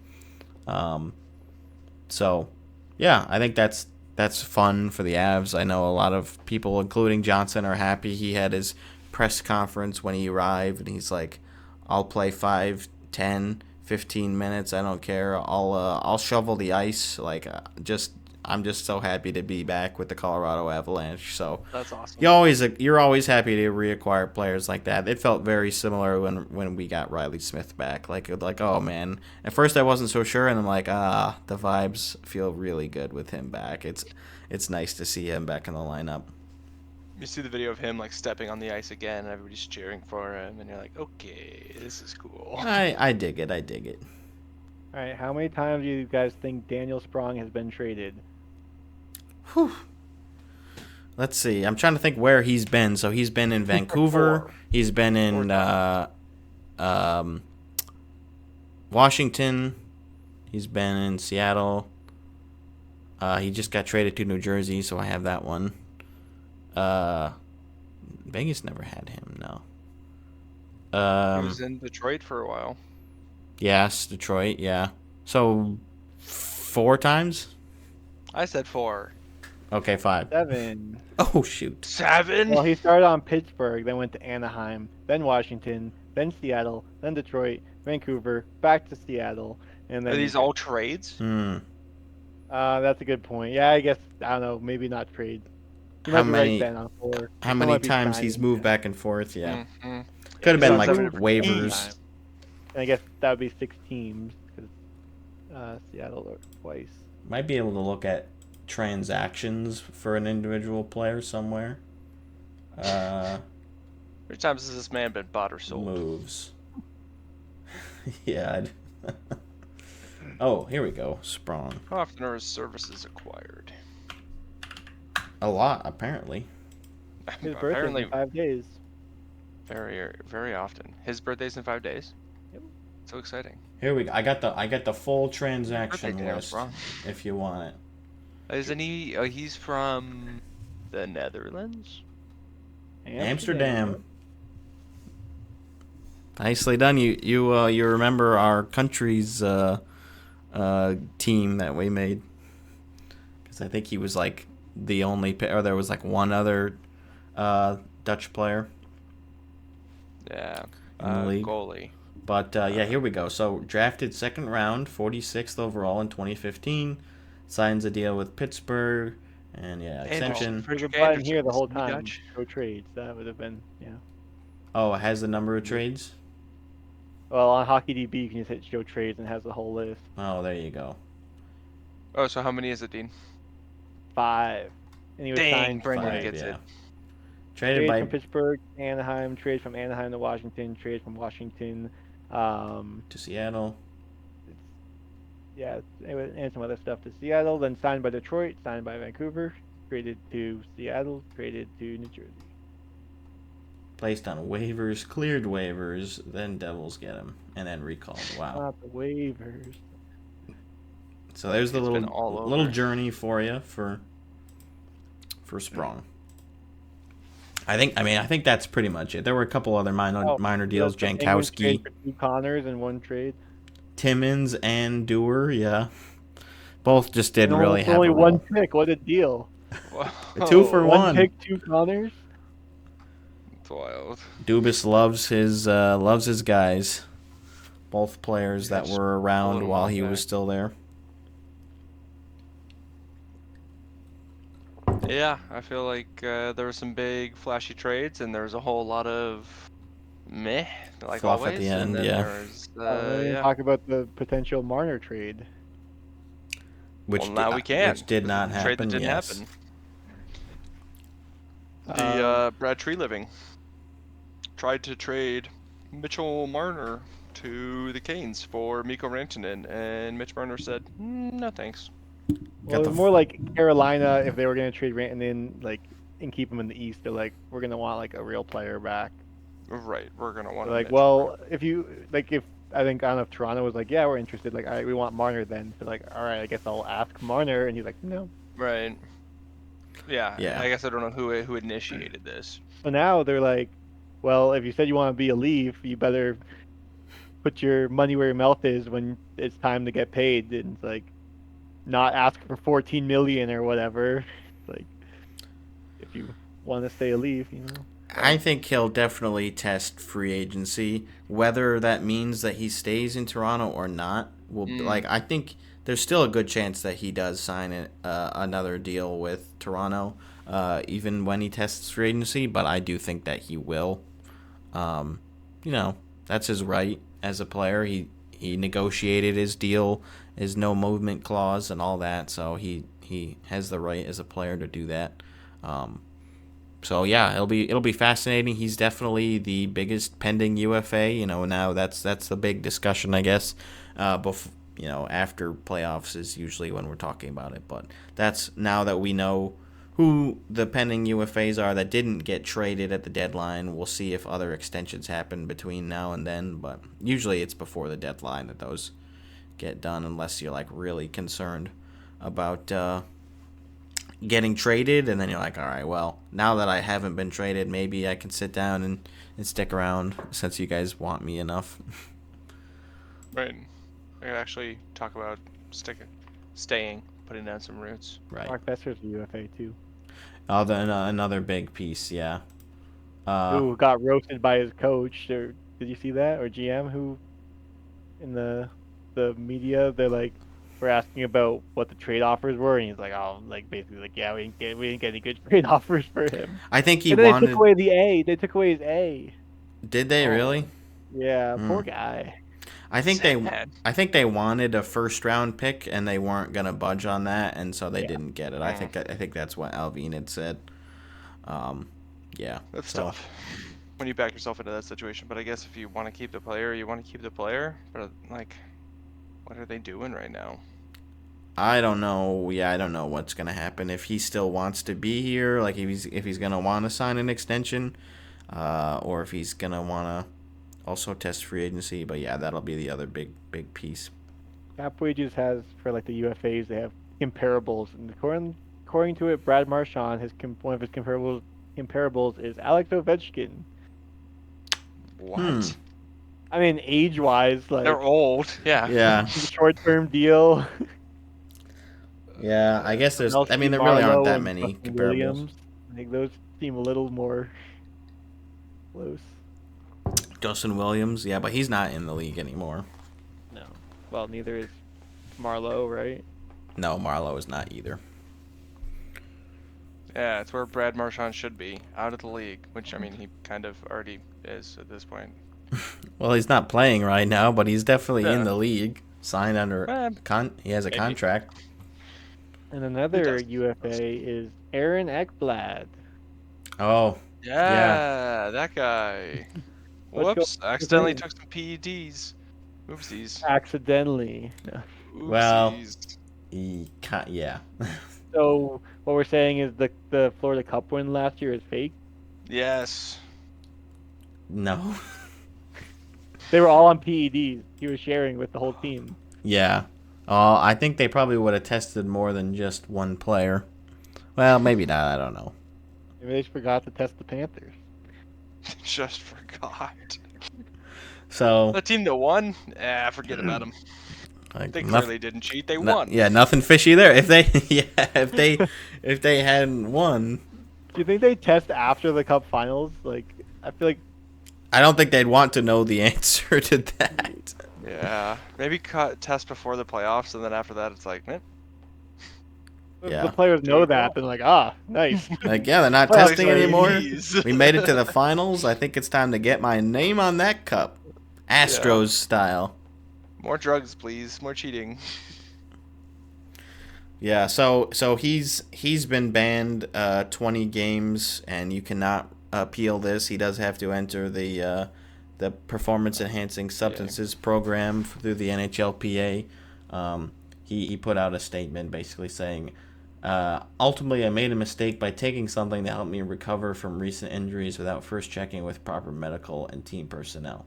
And basically just says, like, I learned my lesson, and I made a mistake. It's kind of like, it's definitely somebody's fault there as far as, like, either Ekblad not checking with his medical staff. Like, you obviously need to do that anytime you take something. Millionaire, just like just pay someone to be like, hey, is there a bad thing in this? Yeah, or it was the medical staff's mistake where they're like, they just gave him something that they weren't supposed to. I would hope that it wasn't If that that way. was the But, case, the player would have made a bigger deal about it, right. Or he got caught, and this is the easiest way to patch it over Exactly. with This is the what media. everyone says when they get caught. Like, ew, oops, I took a supplement. I didn't read the label. Yeah. That's That have steroids in probably it? the most Weird. likely. That was That's shocking. probably the most likely thing. But either way, he's going to be out, so I think he'll only miss one game of the playoffs. I heard Okay. 2, but I didn't check that. It's One or two, around there. so. It's 1 or 2, yeah. I think, yeah. I want to say the Panthers had 19 games left on their schedule when he got banned, but How convenient that they got Seth Jones before this came out. it did also say that his cap hit would not be going, like, it would not be up against the cap during this time. So it doesn't really matter. It'll just make things easier as far as recalls. Yeah. Yeah, Instead of the Vegas LTIR, it's the Florida NHLPA program. like, we're gonna need you to make this sacrifice. Although they probably would have gotten him caught before the trade deadline if they were gonna do that, so they Yeah, could get a fair. couple more pieces. But That'd be too obvious. yeah, right. It really just gives them cap flexibility to call up players and do things like that, which is whatever. But yeah, they're obviously gonna be hurting a bit losing Ekblad, but Jones will be slotting in on that line with Kulikov, I think. So yeah, Right. good that they did get some depth. And then he is a pending UFA, so we'll see with acquiring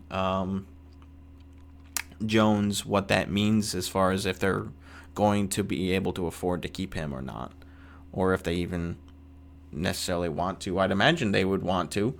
He's been in Florida forever, and won the cup with them and all that. But yeah, we'll see soon enough. Yep. It'll be interesting to see how it all pans out here soon. Yep. We also had Connor Ingram entering the Players Assistance Program. He did mention that he recently lost his mother, and he was trying to play, and he just kind of, like, after a couple of games back, it seemed like he just really wasn't in the mental state where he could contribute enough, or as much as he thought he would be able to. And he did cite that while the Players Assistance Program has primarily been used for drug-related reasons, like, there's a lot of other types of mental health, counseling and other services that the program offers to the players that he is hoping that more players take advantage of. And he was very grateful for the opportunity that he has, which not everybody has the ability to focus this much on their mental health. So again, really good to hear as far as that goes. We hope he's able to come back soon and recover. But He was in the program back in 2021 too, because he's been open about, like, his issues with OCD. mhm. I think back then he said he was, like, drinking to cope with the anxiety. So, like, he's been pretty open about it. So, I mean, good that he's Good to getting hear. the help he needs, and Yeah. wishing him all the best. Yep, and that will mean that Jackson Stauber has been called up as the backup to Vejmelka, who's played a couple of games already, and he had played a few before this. So yeah, we'll see how he does down the stretch, but he's been serviceable. What team is this? Utah, Oh, right. Vejmelka, you don't recognize, It made sense when after you said it. I mean, Arizona. right? I don't sometimes, like, think of Arizona and Utah as the same team. I mean, I guess they're not, but, like, I'm like, oh, it's basically just Arizona. I think that all the time. Well, eventually there will be no more players on Utah that ever played for Arizona. It'll probably be a while because Keller is probably going to be there forever, but, like, yeah, you never know. Or like the next Doan, the Doan child. Josh Stone, yeah, That's the one. because he did play played a couple did games. play for the Coyotes for a little bit, Yeah. but yeah, no All right, Owen, Coyotes you're the right only now. one that can get a hat trick tonight. I'm gonna get a hat trick? You're the only one that can. Only one eligible because Oh, 7 we're at goals 7 already. goals already? And the Red Wings are winning. Damn, that's too bad. That is too bad. Oh well. Well, if there's a lot of games like this where it's a 1-goal game with 7 or 8 goals, then the first question might be a yes. Might be someone with more points than Especially on worst Buffalo. I could see somebody having a -4 night already. Yeah. No, I was saying the opposite, where like if it's a close game, there won't be a super minus player, but there will be someone with a lot of points. Okay, yeah. 'Cause Could we all be. said no to that one. We did. Yeah, but I think if you put enough players out there, there's gonna be somebody with it.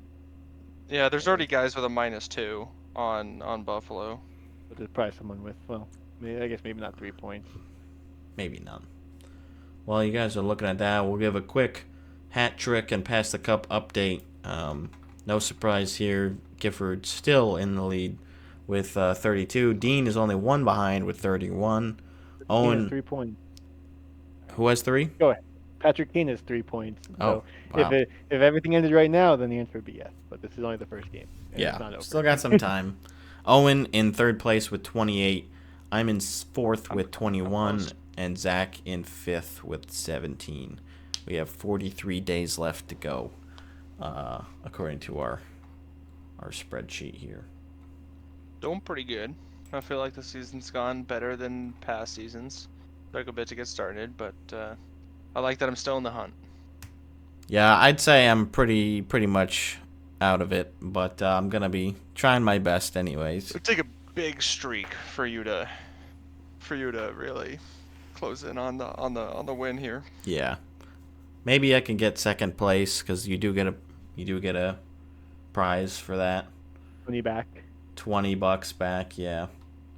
But obviously the first prize is what we're all looking for, and then as far as past the cup goes, Owen is still in 1st place with 18. Boston ruined my chance to tie in points last night, so I'm at 17. Dean at 14. Matt at 7. Oh, sorry, Zach at 8, and then Matt at 7. And the next cup game is tomorrow, right? Tomorrow, And maybe where I we'll see can a take live the cup cup game. back. How fun And then would we that could be? see a live cup game, which would be really cool. That would be cool. We did mistakenly say that the Stadium Series game was a cup game, but that was incorrect, unfortunately. Oh. Well, actually, I guess it still was, but it was not the next game that the Blue Jackets were Right. going to be playing. But that was gotcha. cool. Either way, because Columbus won both of those games. But there you go, a little update for you. We also got this news about the great chase and the coverage of it, as far as Joe Beninati and whoever the color analyst will be at the time, because I know Locker is still out at the meantime, recovering from open heart surgery, so he's out of the lineup temporarily. We'll hope he comes back soon. But the news being that Joe and the rest of the Capitals broadcasting crew will be able to record their calls. Like, they'll still be calling the national games that are not, on Monumental Sports, but they will be able to release the audio footage of the call after the fact. So if Crosby, oh my gosh, sacrilege. If Ovi either ties or breaks the record, during one of those games that's nationally televised, we'll still be able to hear their call from the game, even though it won't be live, which is too The bad. best they can do. But I think they did not need to do this. Like the NHL did not need to do this. So it's nice that these guys are getting rewarded for calling OV goals for his whole career, and they'll be able to hopefully, call one on their own. It would be more fun if it was not a national broadcast game, of course. So we all get to hear it right away, and that's what we're rooting A nice for. reward for the Caps fans too, because you want to hear your broadcasters, obviously. Yeah. It would really be a shame if there was no call at all. Like those guys were just off that night and they're like watching at home. It's like this is like I feel like they would also like. I'm thinking like Jack Edwards if he was still broadcasting and it was him, he'd like record from his house. Oh, yeah. It's like maybe they had some plan anyway, but like it also makes sense for the league to nationally broadcast this to capitalize the most, no pun intended, on this and make as much money as they can. yeah. But they didn't want too much backlash on not having the Caps guys involved, so I think this is a good compromise. Mm-hmm. Yeah, it seems like it. Very happy about that. Oops. Nathan MacKinnon hit 1,000 points. He did it twice in one game because the first goal got called back. Yeah. It's funny. 1,000 career points, and he was the first player to reach 100 points on this season. That's wild. He has had a super strong run. He's had a lot of assists this year, too. 1,000 career points is great. He probably won't hit 2,000. He might get kind of close, but really, really solid season this year. Really solid career, of course. And we'll see how many other 100-point players we have this year. I know I asked in the season wrap-up quiz last year how many 100-point players there were that season. I'm trying to remember how many. I think it was like double digits. 4. Oh, really? I think it was a lot. What? There were I feel like there were like 14 players last year that had 100 wild. points. Brady Tkachuk just played his 500th game, which was kind of wild to me that he's already at 500. Wow. And he also scored his 400th point, which puts him in, I think, 6th all time in Sens history with the Sens. And he's 4th all time in goals with the Sens, behind Alfredsson, Yashin, and Heatley, I believe. Damn. That's pretty good. It was 9 players, by the way, last year. 9 players. Unsure. The other crazy thing with the MacKinnon 1,000 points is the second highest point total in his draft class is 771. Ooh. Not even close. Who's that? You want to take any guesses? Let's see, he was drafted in 2013. 2013? Jacob Vrana. No. I don't know. I don't think he's even. Well, I don't see him here, but I can search him. I don't know. It's just a Probably guess. not this year. No.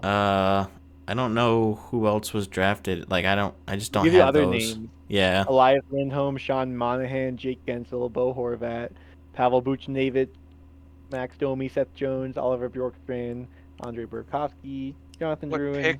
I'm thinking was the person that we're Gensel. trying to guess? Well, I didn't name the player. I just Oh. named everyone else. Damn. What number pick was he? He was second That's overall, That makes sense. Yeah.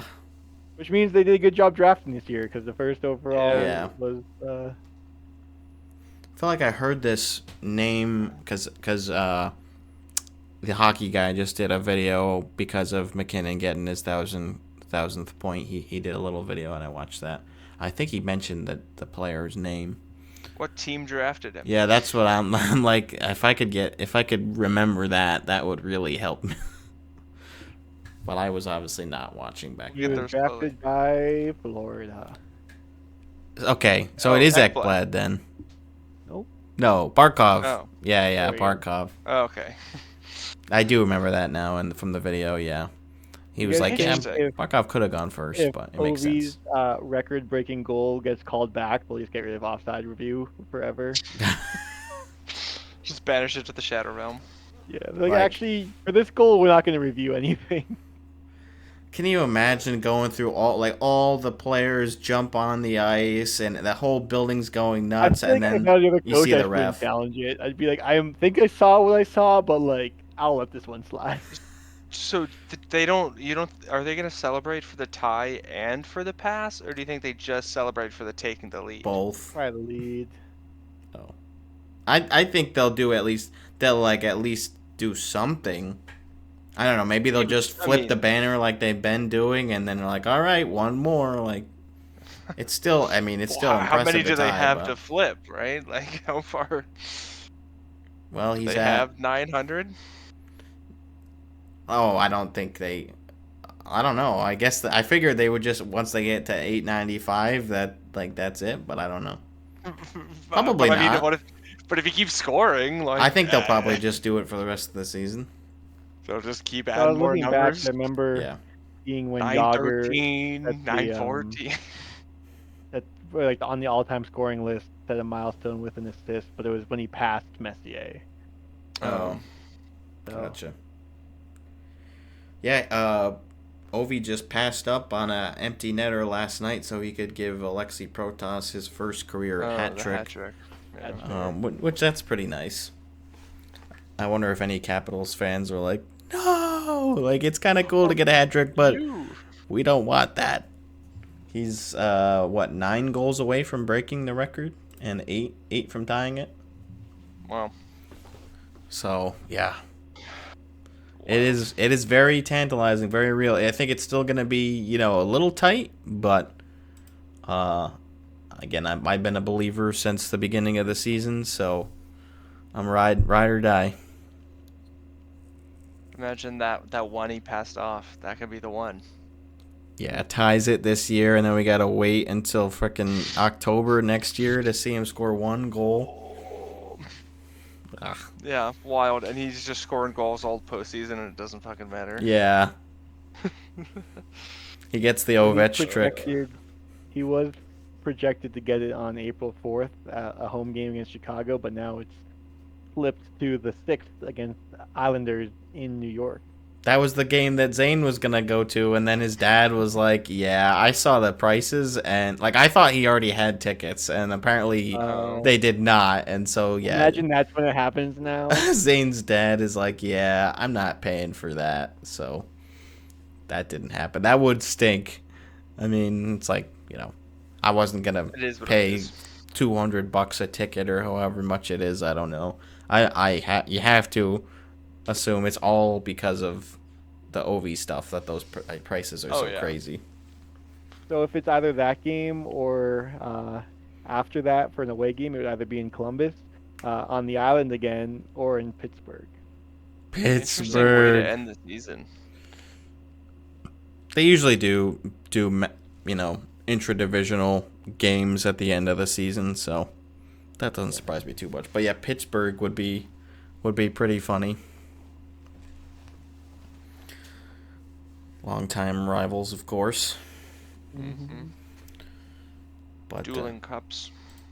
dueling cups, yeah. Caps are a little bit behind on that one. Dueling hat trick. 4 to go. How about that? Yeah, Dueling hat tricks. that would be a fun way to end it.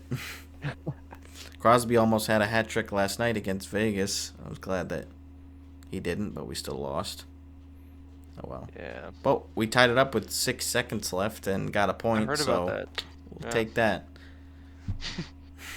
Every little bit counts. Yeah, we're still point sitting pretty for first place in the Pacific right now. I don't think we're in too major jeopardy of losing that, especially with the way Edmonton's been playing recently. We've got a five point lead on them, and we've played the same amount of games as them. So, I mean, actually, LA has a point less and a game in hand on Edmonton. So maybe they flip flop a little bit. We'll see, but I mean, it's probably going to be that matchup for the 4th straight year in a row. And the Wild. Kings I kinda like Kings that. fans are like, "Kill me! Come on, don't let me do this again." But hey, 4th time's the charm, maybe.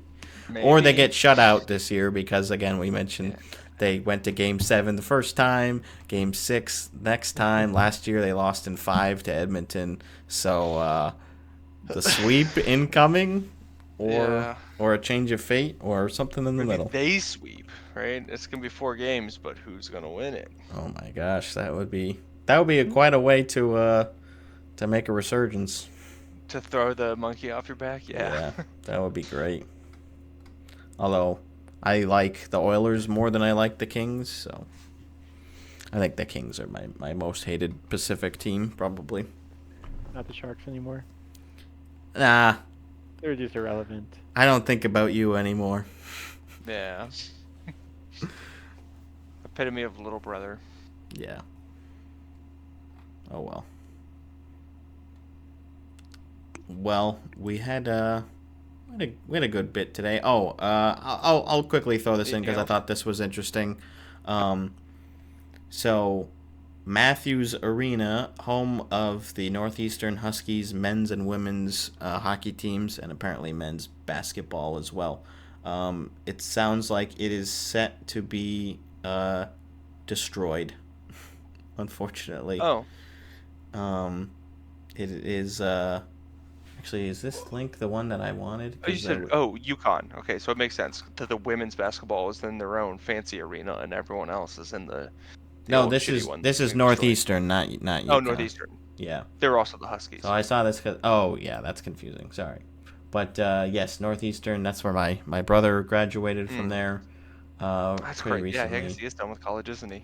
That is Yeah. gross, yeah. So it's like one of the oldest hockey or like hockey related arenas in Arms. America. Yeah. I think this link is not the one that I wanted to put in here. I had one about the demo, but yeah, it was too bad. I've been there. I saw my brother's graduation ceremony in that building, and it was actually really cool. It was a really cool architecture, and they were able to modernize it with like really nice Videotron and other cool amenities. So they were able to retrofit it. But I guess they're gonna be moving on to somewhere else. So that's a little disappointing. To see Do you think it's a older hockey staple. than Walker Arena? I think so. I gotta where. Because Walker Arena is pretty old. Yeah, I mean, unsurprisingly. Where? Let me start at the Maybe you already got destroyed and you just don't know it. Yeah, maybe. Let's see. Fire. So it survived a fire in 1918. I want to see where. Okay, then yeah, it's older. Yeah, I want to see where it starts. Okay.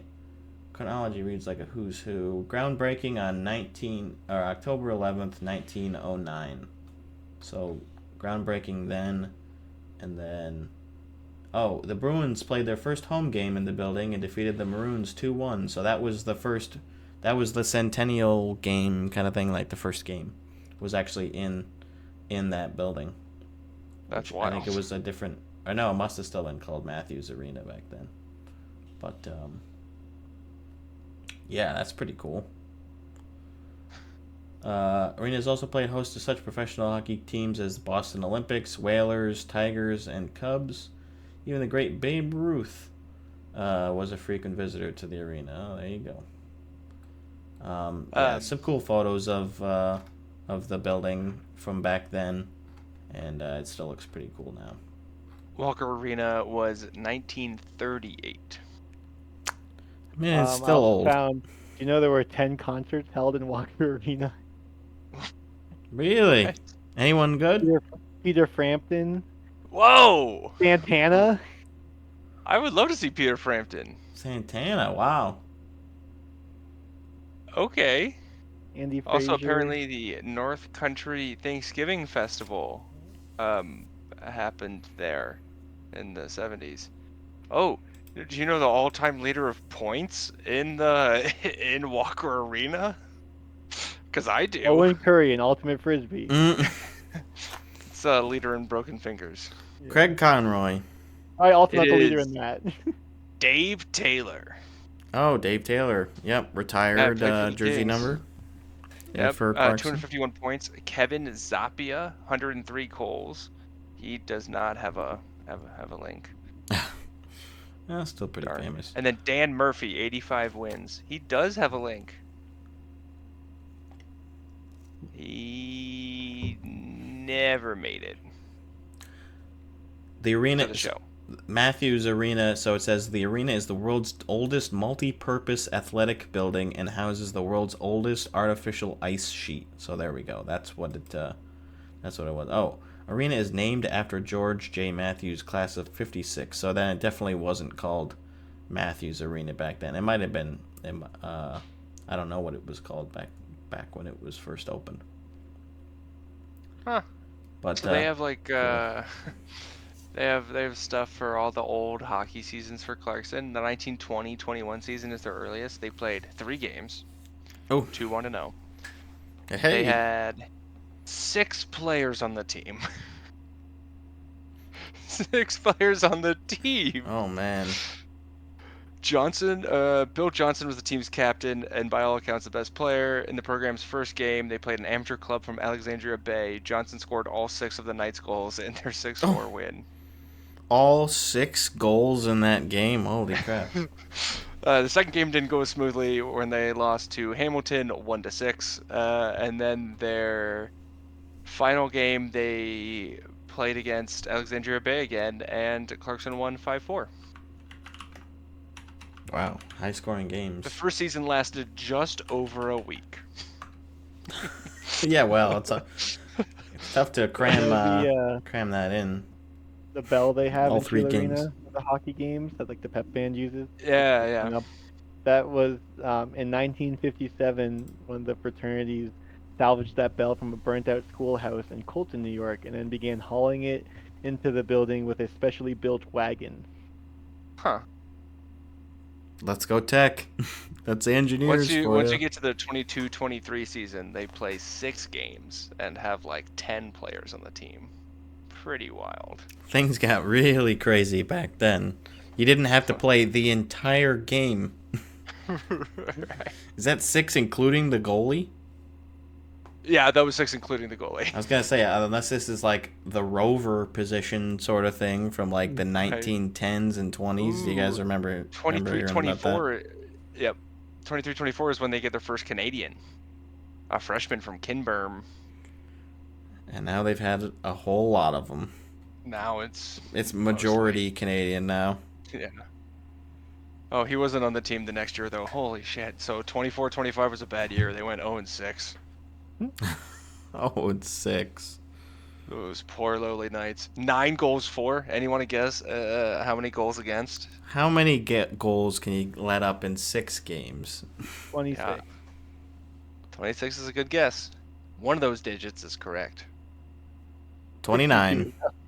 56. 46 goals Oh, against. shit. Oh, God. 46 goals against in 6 games.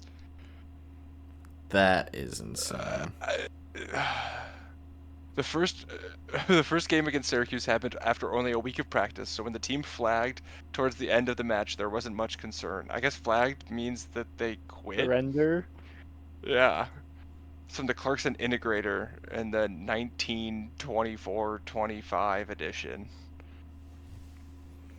What interesting information. That is interesting. Oh yeah, it's literally pulled straight from this newspaper. Huh. That's how you know it's old. Yeah. Page 11 of the Clarkson Integrator. Wow. It's Universe Clarkson, They RPI haven't changed the Clarkson. name in 100 years. Interfraternity hockey games. When Tau Tau Sigma. Oh, I can't look at the next page. Played the Lambda Iota, and the Sigma Delta played the Theta Pi Epsilon. Wow. It's also in the newspaper. Heavy hitters. Okay. Oh my goodness. You got anything else interesting for us? I was just taking a quick look at my Twitter likes, and the only other things I saw. So in the Devils game last night, I think Chandler actually mentioned this in a previous episode, where Mrs. Fields, the cookie, in the dessert race, has not won a race all season, and last night she got her first victory, like out of like 29 home games or something. That was the first time that the cookie won, and so like all the fans were like cheering crazy loud for Mrs. Fields to win her first race of the season. My coworker Katie, who's a Devils fan, was at that game. That was a good one to go to, a 5-3 win.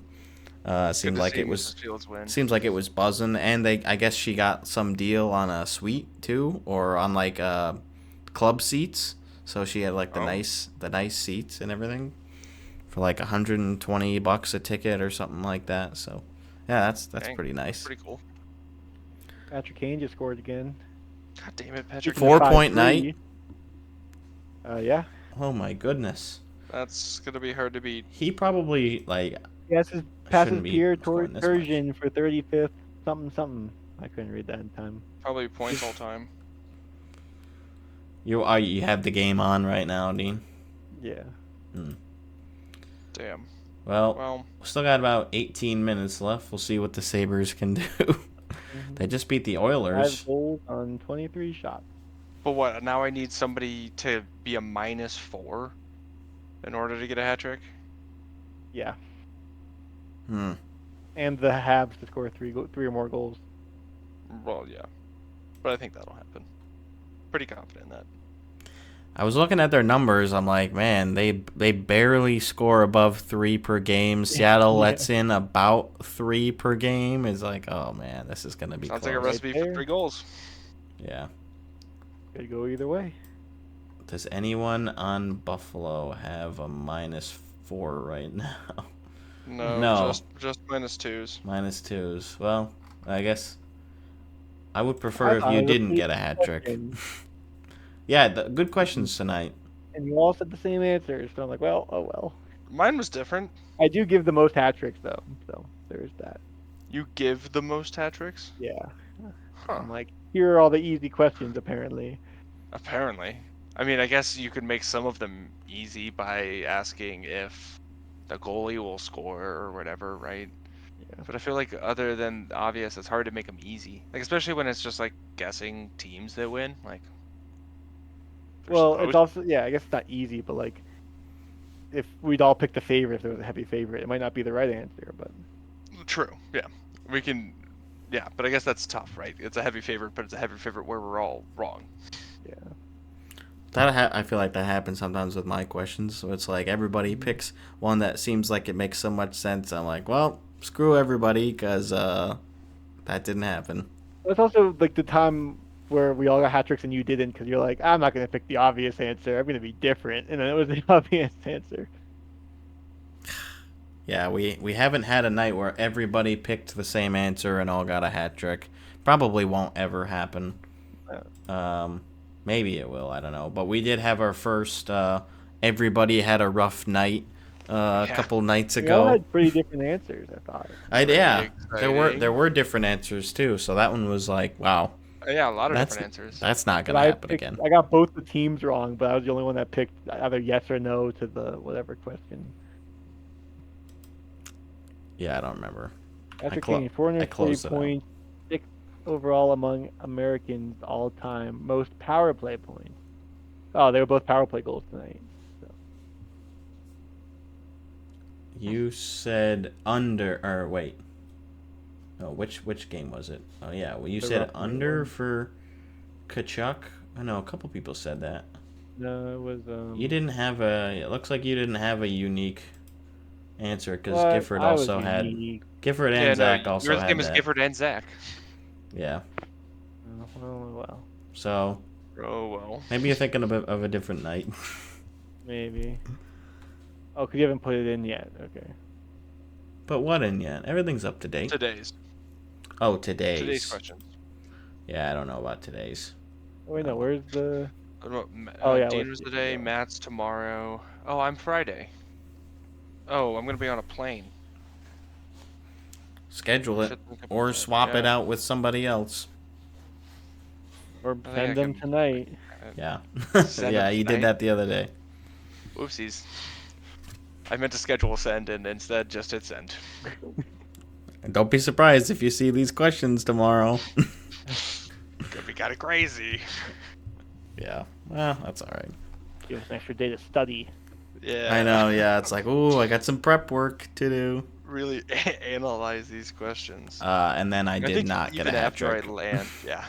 Even after I land in Denver, I think I would still be able to submit. Oh, questions. actually, I did get a hat trick on that day. I was the only one.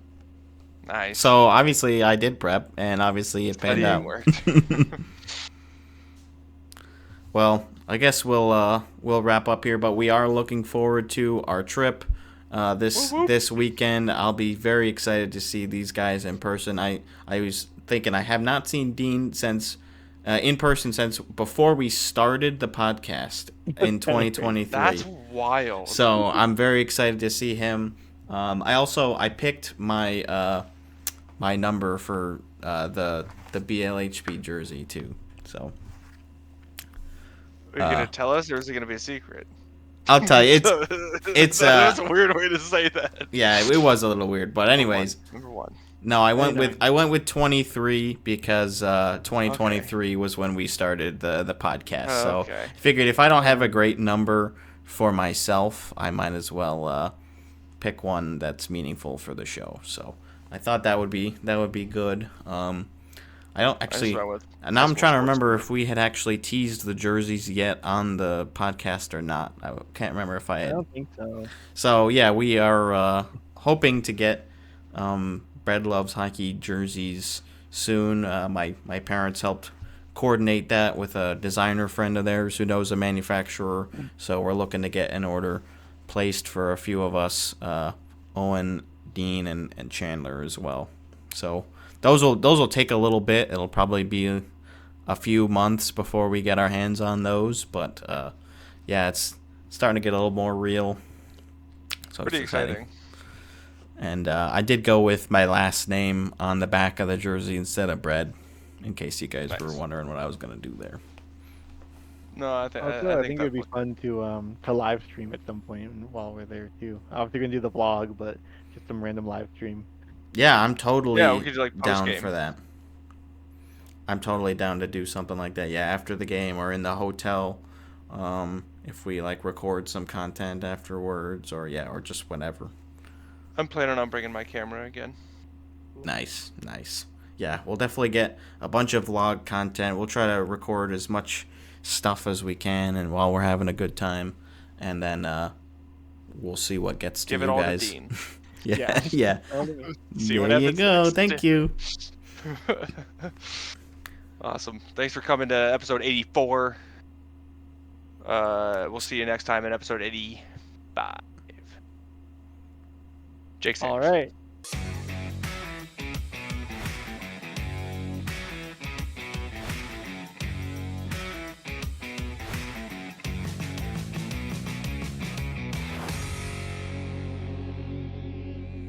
There he is.